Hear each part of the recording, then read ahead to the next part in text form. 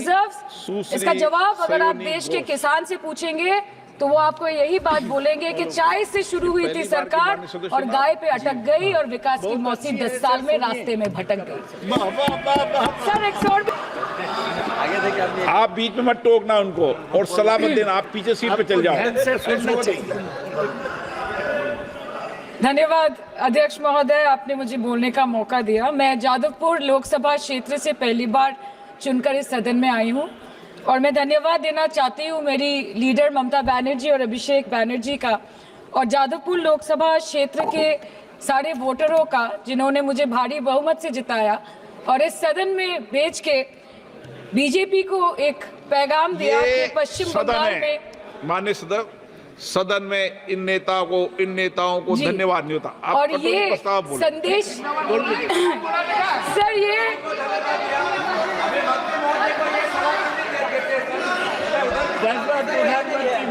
Sir okay sir, no problem sir.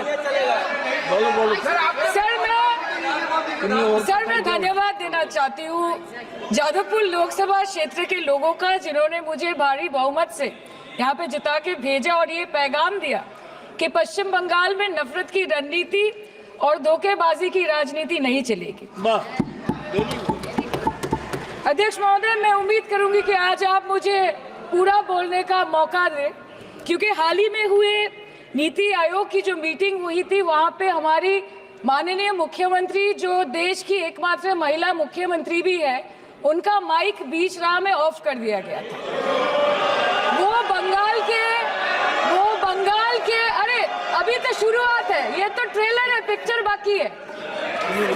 अध्यक्ष महोदय, मैं आपसे ये बोलना चाहती हूँ कि वो बंगाल के हक के लिए यहाँ पे सवाल उठाने आई थी, वो बंगाल के लोगों की बात रख रहे यहाँ पे आई थी, लेकिन उनका माइक ऑफ कर दिया गया। आपके माध्यम से मैं सदन में उपस्थित वहाँ जो बैठे हैं माननीय सदस्य, कोई भी घटना को सर एक लाइन आपका डिलीट करेंगे सर एक लाइन सर मैं यही बताना चाहती हूँ कि बंगाल के लोगों का आगे जाके बंगाल की लोग आपके पार्टी की माइक ऑफ कर देंगे। बस एक चुनाव बाकी, आप देख लीजिएगा।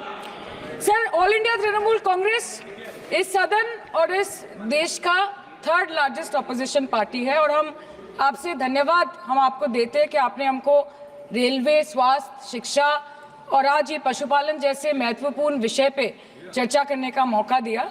लेकिन तृणमूल कांग्रेस आगे जाके देश के हर महत्वपूर्ण मुद्दे पे बात करेगा, चाहे वो चीन का अनैतिक रूप से इस देश में प्रवेश हो या वो 700 से ऊपर आंदोलन जीवी किसानों की। माननीय सदस्य, आप पहली बार बोल रही हैं, मैं आपको हस्तक्षेप नहीं करना चाहता, लेकिन जिस अनुदानों की मांगों पर चर्चा सर अभी आ रहे सर नीट के घोटाले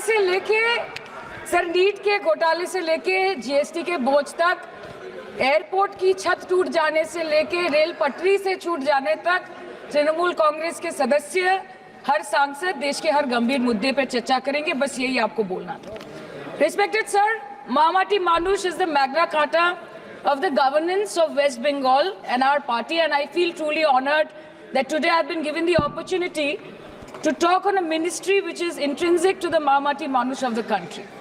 हमारे किसान अपनी मवेशी को, अपनी फसल को माँ की तरह पूछते हैं, जिस खेत में वो हल चलाते हैं उस जमीन को नमन करते हैं। But does this major sector get support from the government?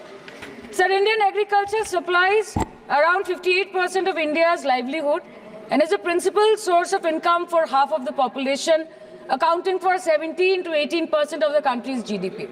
70% of India's rural poor depend on livestock and farm animals. But does this sector get what it deserves? इसका जवाब अगर आप देश के किसान से पूछेंगे तो वो आपको यही बात बोलेंगे कि चाय से शुरू हुई थी सरकार और गाय पे अटक गई और विकास की मौसी 10 साल में रास्ते में भटक गई। Sir, exorbitantly high cost of cattle and